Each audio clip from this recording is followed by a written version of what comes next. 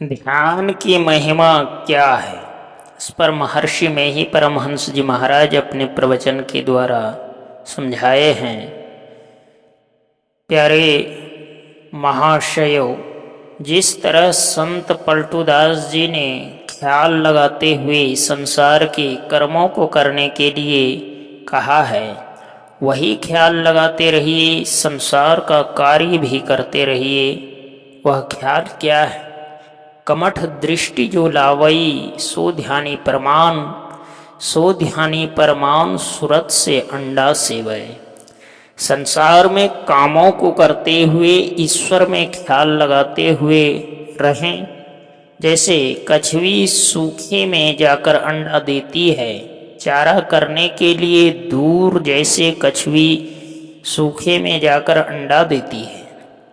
चारा करने के लिए दूर तक जाती है, पर ख्याल से अंडे को सेवती रहती है।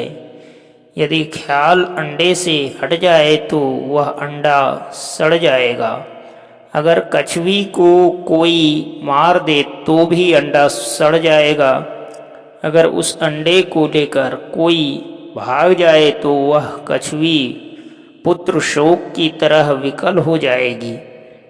ऐसा देखता कौन है? जो संसार के कामों को करता हुआ अपनी चेतन की धारों को सब अंगों से समेट कर रखता है, वह जो चाहता है सो देखता है। जैसे कछुआ अपने सारे अंगों को समेट लेता है, वैसे जो साधक अपनी इंद्रियों की चेतना धारों को पूर्णतः समेट लेता है और संसार से विमुक्त हो जाता है, ऐसा जो ध्यानी होगा वह जीवन भर शरीर में रहते हुए भी अशरीरी की दशा में रहेगा। योग दशा में रहने की यह बात है। शरीर है, शरीर से चेतन को समेट लिया, इस तरह के ध्यान की महिमा है। संतों के यहाँ से अगर ध्यान को हटा दिया जाए तो वह खोखला हो जाएगा। जो देखा हुआ है उसका ध्यान, जो नहीं देखा हुआ है उसका ध्यान यौगिक क्रिया से देखा जाए, वह ध्यान जैसे कछुआ बाहर में सब अंगों को समेट लेता है, वैसे ही ध्यानी अपनी चेतन धारों को इंद्रियों की घाटों से समेट लेता है। यह योगियों की बात है। यह ध्यान संतमत का खास ध्यान है।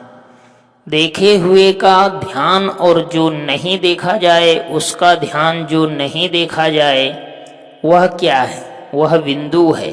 उसका स्थान है, परिमाण कुछ भी नहीं है। वह बाहर में नहीं बनाया जा सकता है। ध्यान से अंदर में बिंदु का जब उदय हो जाता है तब सुनने को भी मिलता है। वह नाद है। बिंदु और नाद शिव शक्ति की उपासना है। ऐसा ध्यान जो कोई करेगा वह पूर्ण हो जाएगा, उसे मोक्ष मिल जाएगा। वह जीवन काल में मुक्त है। जीवत मुक्त सोई मुक्ता हो। कबीर साहब कहते हैं, यह देह संग जीवन मुक्ति है।